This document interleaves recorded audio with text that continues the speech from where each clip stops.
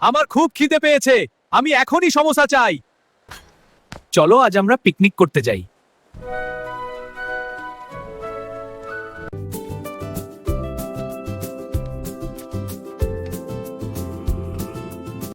চল এই সুন্দর পার্কটা ঘুরে আসি। হ্যাঁ, খুব সুন্দর জায়গা, আমরা পৌঁছে গেছি, দেখো এই সুন্দর জায়গাটা।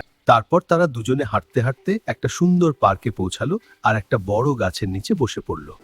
আমি একটু পানি নিয়ে আসছি, তুমি কিন্তু কিছু খেও না। পাতলু যেতেই মোটু চুপি চুপি ঝুড়ি খুলল আর একটার পর একটা সব সমোসা খেয়ে ফেললো। হঠাৎ করে একটা দুষ্টু বানর এসে বাকি খাবার নিয়ে দৌড় দিল।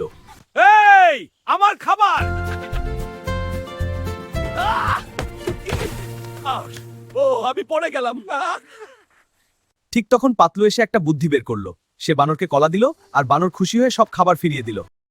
আমি ভুল করেছি, লোভ করলে সমস্যা হয়, কিন্তু বন্ধুরা থাকলে সব ঠিক হয়ে যায়।